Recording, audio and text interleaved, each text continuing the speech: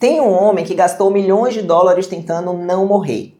Ele controla a hora em que dorme, a luz que recebe, cada grama de comida que entra na boca. Ele mede glicose, gordura corporal, rigidez arterial, dezenas de marcadores de sangue. Ele faz ressonância do corpo inteiro. Tem uma equipe olhando os dados dele todos os dias. E mesmo assim, durante anos, uma doença cresceu em silêncio dentro do estômago dele.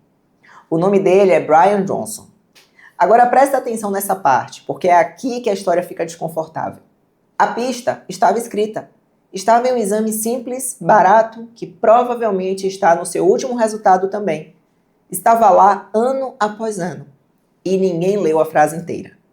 No final deste vídeo eu vou te entregar a pergunta que teria mudado esse caso muito antes. São 6 palavras. É a pergunta que quase ninguém faz quando abre um exame de sangue.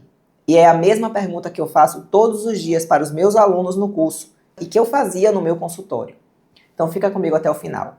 Se você ainda não me segue, se inscreve aqui agora no canal, porque toda semana são 3 vídeos novos com conteúdo que ninguém mais está falando por aqui.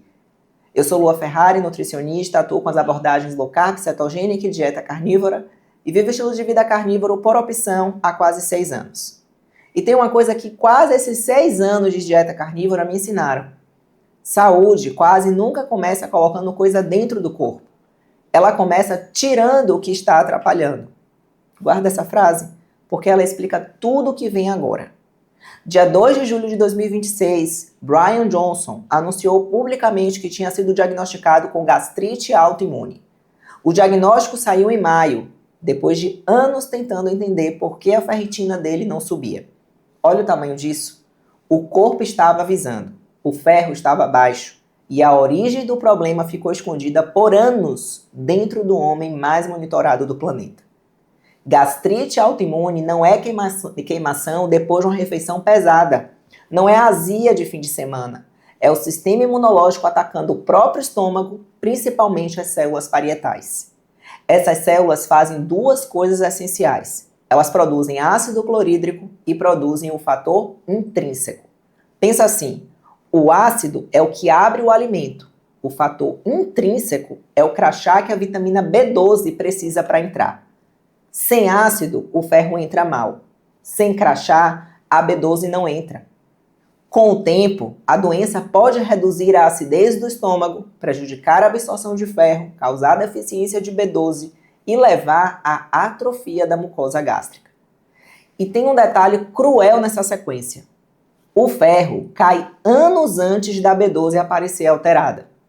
A doença anda calada, sem aquela dor dramática que faria você correr para investigar. Daqui a pouco eu vou te mostrar porque nesse cenário, tomar mais ferro pode ser justamente o que atrasa o diagnóstico. Antes disso, precisamos falar do erro mais comum da saúde hoje. Vitamina D baixa, toma vitamina D. Ferro baixo, toma ferro. B12 baixa, toma B12. Magnésio baixo, toma magnésio. Às vezes, suplementar é necessário e evita consequências graves. Eu suplemento quando existe indicação, mas o problema é outro. Corrigir o número sem investigar a causa deixa o exame mais bonito e a doença continua andando. E aqui eu fecho o que eu te prometi.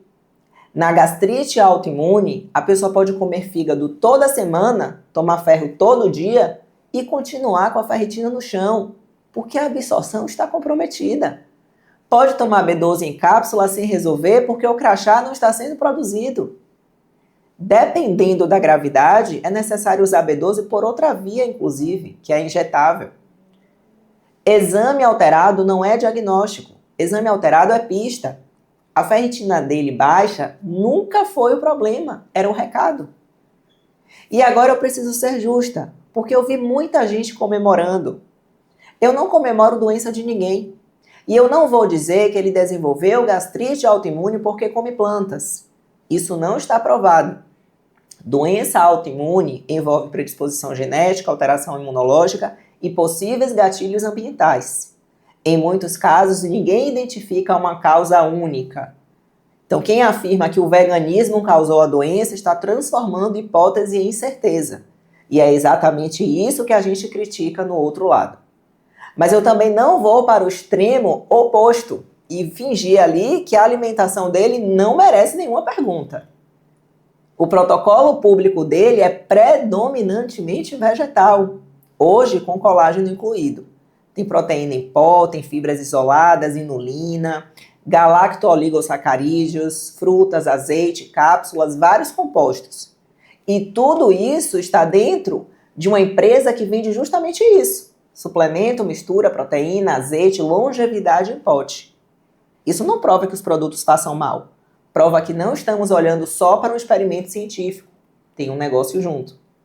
Quando quem vende o protocolo é a mesma pessoa que apresenta o resultado, manter o senso crítico acordado não é perseguição, é responsabilidade. E existe um problema ainda maior, que é técnico. Quanto mais coisa você coloca dentro de um protocolo, menos você entende o próprio corpo.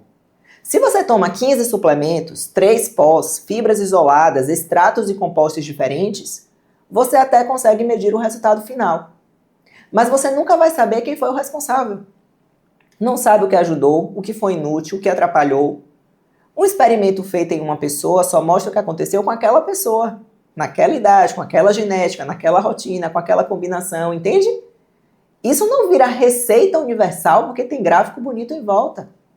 Sofisticação não é somar 100 coisas e depois tentar descobrir qual delas te machucou.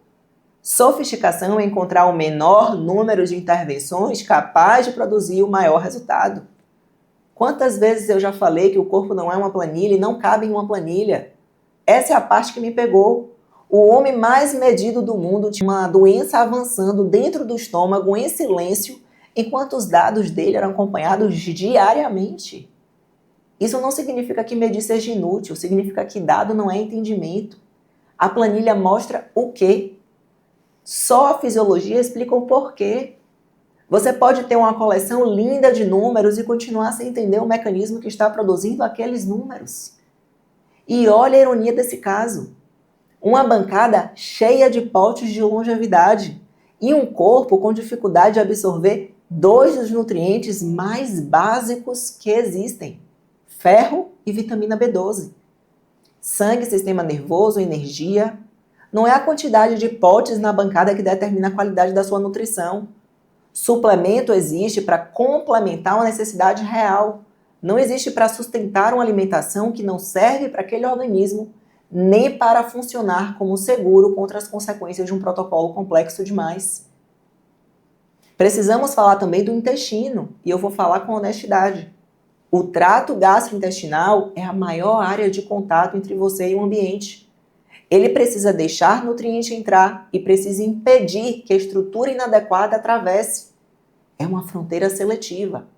Alterações na barreira intestinal são estudadas como um dos elementos que participam de doenças inflamatórias e também de doenças autoimunes.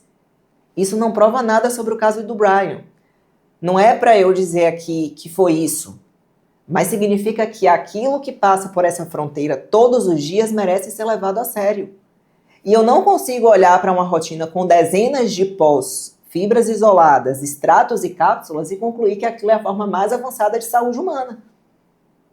E é aqui que a dieta carnívora entra nessa conversa. Eu não vou dizer que carnívora cura gastrite autoimune. Não existe ensaio clínico de qualidade mostrando que tirar vegetal regenera célula parietal ou reverte uma gastrite autoimune instalada. Prometer isso seria irresponsável e eu não construo autoridade em cima de promessa. O que a carnívora é, em contextos específicos e com acompanhamento, é a estratégia de eliminação alimentar mais profunda que existe. Em vez de acrescentar mais um probiótico, mais uma fibra, mais uma cápsula, mais um extrato, você faz o contrário, você tira a variável. Carne, ovo quando tolerado, gordura animal, sal e água. Em protocolos mais restritos, carne de ruminante, sal e água. E isso cumpre 2 funções. A primeira é enxergar. Você não descobre o que está te fazendo mal mudando 15 coisas ao mesmo tempo. Isso não é magia, é organização clínica. A segunda é nutrir na forma mais biodisponível.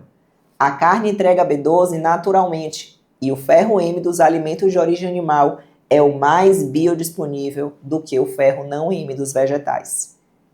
Isso não substitui o tratamento de uma deficiência grave e não vence sozinho uma falha de absorção, mas é coerência para quem já tem risco de faltar ferro e B12. Por isso, Eu não jogo ninguém direto em uma estratégia carnívora estrita. Primeiro sai o açúcar, a farinha ultraprocessada e o óleo vegetal. Depois vem uma fase mais cetogênica. Depois, quando existe indicação, a pessoa experimenta a fase carnívora e observa a resposta do próprio corpo. Essa é a jornada que eu estruturei no Catabolismo. São 8 semanas conduzindo você por esse processo na ordem certa, sem achismo. E o link para você conhecer está aqui na descrição do vídeo. Agora a pergunta que eu te prometi lá no começo. Quando um exame vem alterado, quase todo mundo pergunta a mesma coisa. Quanto eu preciso tomar? A pergunta certa é outra. São 6 palavras. Por que meu corpo não absorve?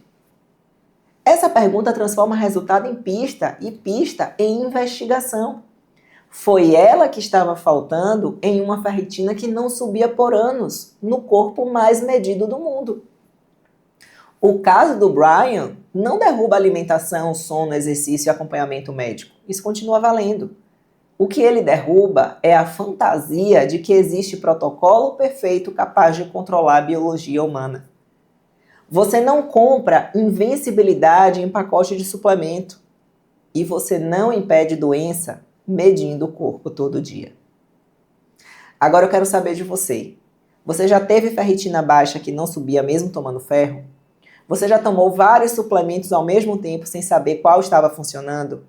Você tem alguma doença autoimune e sentiu diferença depois de mudar a alimentação? Escreve aqui nos comentários, porque a sua experiência ajuda alguém que está vivendo isso agora. E eu respondo sempre que consigo. Curta esse vídeo se ele te fez olhar para suplemento e para o biohacking com mais senso crítico. Porque a sua curtida avisa ao YouTube que esse conteúdo precisa chegar em mais gente. Compartilha também com aquela pessoa que toma uma coleção de cápsulas todo dia e nunca investigou porque o corpo continua pedindo socorro. Se ainda não se inscreveu no canal, se inscreve e ativa o sininho e te convido a me seguir lá no Instagram. Você me encontra com @lua.ferrari. Saúde de verdade não é controlar cada molécula que entra no corpo. É entender quando o organismo está pedindo menos interferência e mais comida de verdade. Fique com Deus e até o próximo vídeo. Tchau, tchau.